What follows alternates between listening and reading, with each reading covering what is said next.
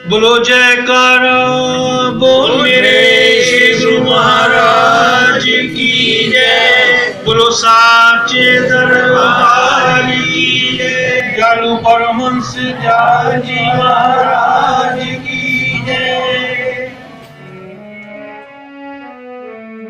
एक रोज इरशाद हुआ कि जब हम मोतीहारी वगैरह जिन्सों में स्याही यानी भ्रमण करते रहे तो एक बार गांव में, जिसका नाम हमको ठीक याद नहीं है, 2-3 रोज ठहरना हुआ।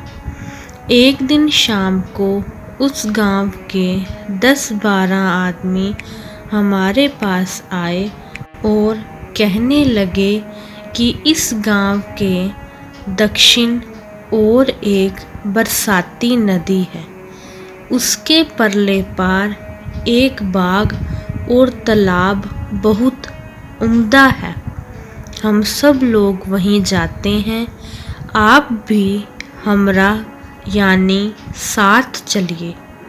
वह मुकाम भी साधु महात्माओं के दर्शन और ठहरने के लायक है, और अजब नहीं कि वहाँ किसी साधु के दर्शन हो ही जावें तो एक पंथ दो काज की मिसल हो।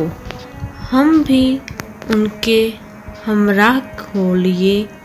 कुल आदमी करीबन हम उम्र यानी समान आयु के थे, और ना तो बहुत सत्संगी थे और ना बिल्कुल नास्तिक। मामूली लियाकत के मालिक थे, इसीलिए वे सब खेलते कूदते वहाँ पहुँचे। ठंडाई वगैरह तैयार हुई। चूँकि चांदनी रात थी, इसीलिए सैर सपाटा करते देर हो गई।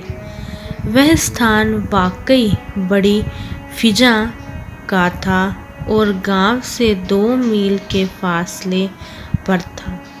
वहां से 8-9 बजे वापस हुए। रास्ते में जो नदी पड़ती थी, उसमें बहता हुआ पानी तो ना था, मगर जा बजा यानी जगह जगह गड्ढों में पानी भरा हुआ था, और गांव के मुर्दे वहीं जला करते थे। वे सब लोग चांदनी रात की वजह से और कुछ भांग के नशे में खूब हंसते खेलते और गाते हुए चले आ रहे थे। जब नदी के करीब पहुँचे तो यकायक एक बहुत ही लंबा और काला आदमी करीब 50 गज के फासले पर दिखाई पड़ा। वह कभी तो इस कदर लंबा मालूम होता था कि उसके कद की अंत ही नज़र न आती थी, और कभी उसके कद का अंदाज़ा मालूम हो जाता था। बदन उसका पतला था और तमाम जिस्म के अंदाजे से सिर बहुत ही बड़ा और बेडोल था। नदी के किनारे इधर से उधर बड़े जोर से दौड़ता था, मगर कुछ बोलता ना था। और उसी जगह पर एक आदमी कद के बराबर सूरत, जिसकी पोशाक बहुत ही सफ़ेद थी और लंबी दाढ़ी थी, एक हाथ में लकड़ी लिए नदी के किनारे आहिस्ता आहिस्ता चल रहा था और ये कहता जाता था, तुझे जाना है बड़ी दूर, 32 कहार चाहिए ज़रूर। उस वक्त चांदनी इस कदर साफ थी कि उसकी सूरत व शक्ल हमको अच्छी तरह दिखलाई देती थी। इन दोनों सूरतों को देखकर उन सबका नशा हिरन हो गया।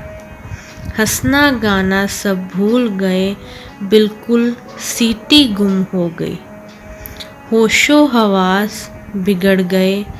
ऐसे भयभीत हो गए कि मुंह से बात तक नहीं निकलती थी। सिर्फ इतना कहा कि भूत है।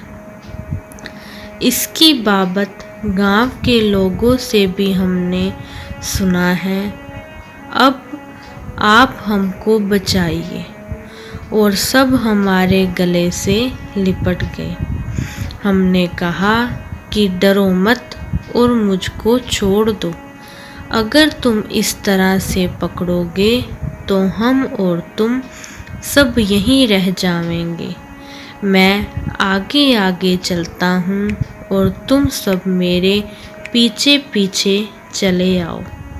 और उनकी तसल्ली के लिए कह दिया कि मैं कुछ मंत्र पढ़ता हूँ, डरना मत। तुम सब लोग राम राम कहो।